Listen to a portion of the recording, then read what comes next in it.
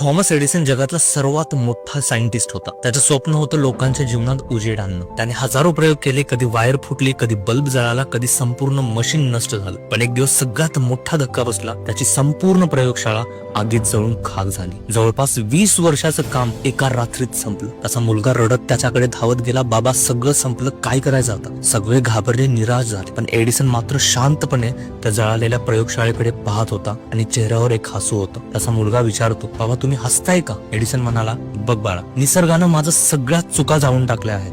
आता पुन्हा सुरुवात करण्यासाठी स्वच्छ जागा मिळाली आहे. त्या रात्री तो राखेतून चालत होता, पण मनात पुन्हा निर्माण करण्याची आग होती. त्याने दुसऱ्याच दिवशी नवीन प्रयोग सुरू केला आणि काही महिन्यात जगाला दिला पहिला इलेक्ट्रिक बल्ब, ज्याने अंधाराला हरवलं. या कथेचा अर्थ खूप खोल आहे मित्रांनो. जळालेली प्रयोगशाळा ही एडिसनसाठी शेवट नव्हती, ती तर सुरुवात होती.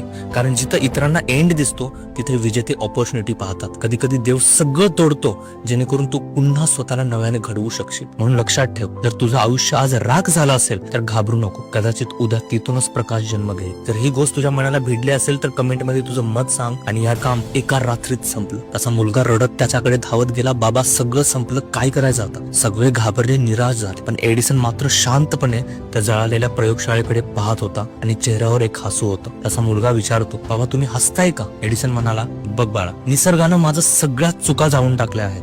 आता पुन्हा सुरुवात करण्यासाठी स्वच्छ जागा मिळाली आहे. त्या रात्री तो राखेतून चालत होता, पण मनात पुन्हा निर्माण करण्याची आग होती. त्याने दुसऱ्याच दिवशी नवीन प्रयोग सुरू केला आणि काही महिन्यात जगाला दिला पहिला इलेक्ट्रिक बल्ब, ज्याने अंधाराला हरवलं. या कथेचा अर्थ खूप खोल आहे मित्रांनो. जळालेली प्रयोगशाळा ही एडिसनसाठी शेवट नव्हती, ती तर सुरुवात होती.